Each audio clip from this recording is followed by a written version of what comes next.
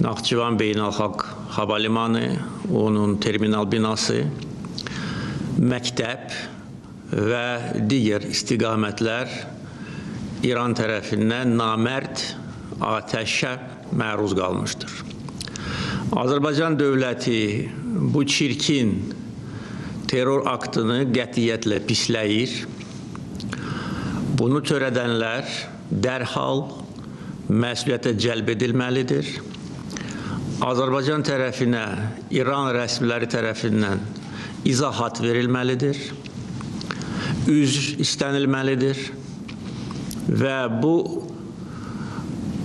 terror aktını törədənlər cinayət məsuliyyətinə cəlb edilməlidir. Birinci dəfə deyil ki, İran dövləti Azərbaycana və azərbaycanlılara qarşı terror aktları keçirir.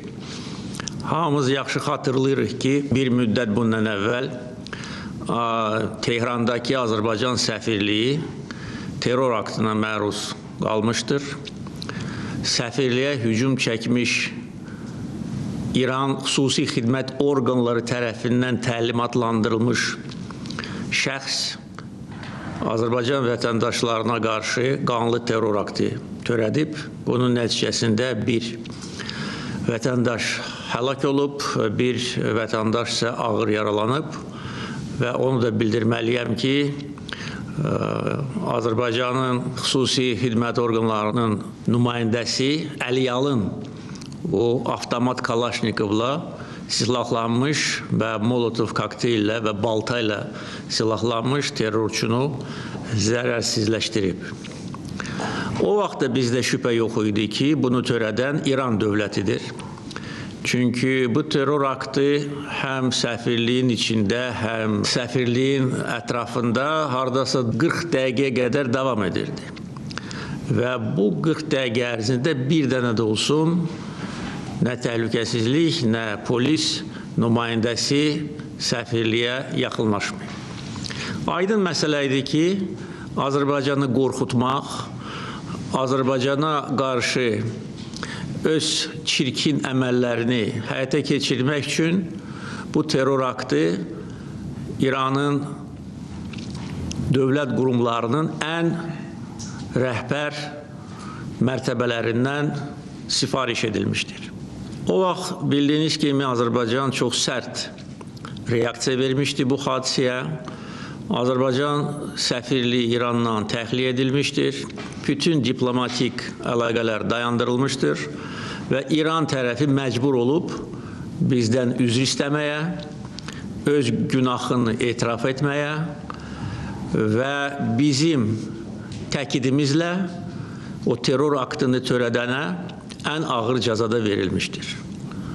Və hətta uzun müddət bu cəzanı həyata keçirməyə maraq göstərməyən, hətta cinayətkarı xilas etməyə çalışan İran dövləti məcbur olub və terrorçu edam edilmişdir Azərbaycan nümayəndələrinin gözü qarşısında. Bu dəfə də cavab eyni olacaq. Biz bu əsassız terror aktı ilə Azərbaycana qarşı törədilmiş təcavüzlə barışmayacağıq. Silahlı qüvvələrimizə təlimat verildi ki, cavab tədbirləri hazırlansın və həyata keçirilsin. Dəfələrlə İran tərəfinə xüsusilə keçən il baş vermiş toqquşmalardan sonra bildirilmişdir ki, Azərbaycan ərazisi heç bir qonşu dövlətə qarşı istifadə olunmayacaq. Biz buna imkan verməyəcəyik, necə ki, heç vaxt bugünə qədər imkan verməmişik.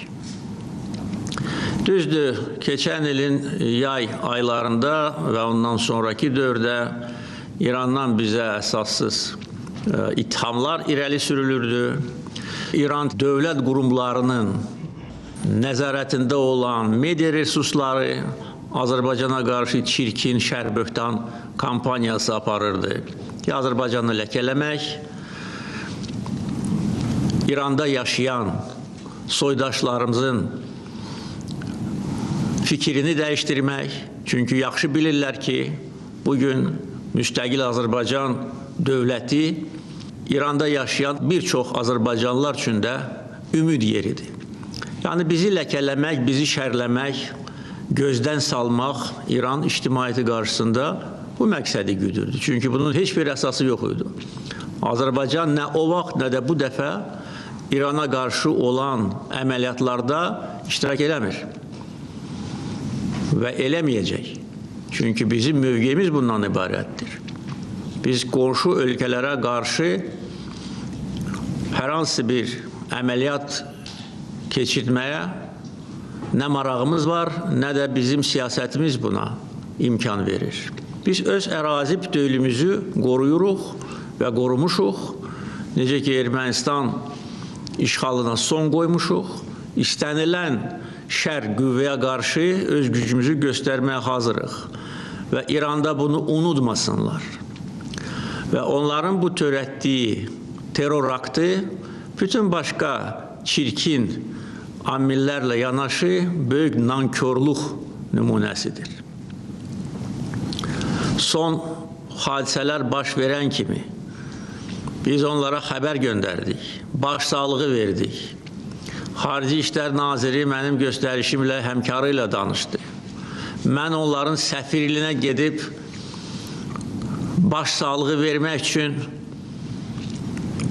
öz mövqeyimi bildirdim. Halbuki məndən başqa heç bir dövlət başçısı İranın heç bir səfirliyinə getməyib.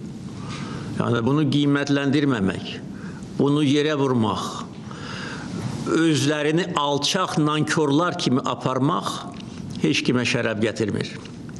Və bu şərəfsizlər, bizə qarşı bu terror aktını törədənlər peşman olacaqlar. Bizim gücümüzü sınamasınlar.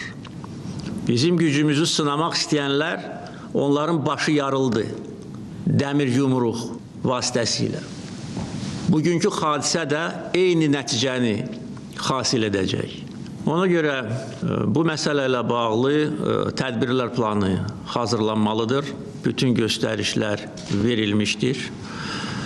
İranın Azərbaycandakı səfiri Xarici İşlər Nazirliyinə çağırıldı. Etiraz notası veriləcək. Digər diplomatik addımlar atılacaq. Sərhədlə bağlı müvafiq göstərişlər verildi. Onu da bildirməliyəm ki, bugün səhər mənə məlumat verilir ki, İranın Xarici İşlər Nazirinin müavini Bakıya zəng gelir, xahiş edir ki, Livanda qalmış İran səfirliyinin əməkdaşlarını Azərbaycan kömək eləsin, təxliyə etsin. Çünki onların imkanı yoxdur. Mənə məruzə edildi, mən dərhal göstəriş verdim ki, köməkli göstərin, təyyarə göndərin. Hətta onlar dedilər ki, biz bunun pulunu da verməyə hazırıq, dedim ki, lazım deyil. İndi dar gündə biz köməklik göstərməsək, bəs nə vaxt köməklik göstərməliyik? Axı, bütün bunların müqabilində çirkincə, namərdcə, nakişi kimi Naxçıvana zərbə endirmək, bu ləkə onların çirkin və eybəcər simasından heç vaxt silinməyəcək. Ona görə diplomatik yollarla bütün lazımi tədbirlər görüləcək. Bizim silahlı qüvvələrimiz, Müdafiə Nazirliyi, əyləşin, Dövlət Sərhəd Xidməti, əyləşin, digər bütün bizim xüsusi təyinatlı qüvvələr bir nömrəli səfərbərlik vəziyyətinə gətirilib və istənilən əməliyyatı keçirməyə hazır olmalıdırlar.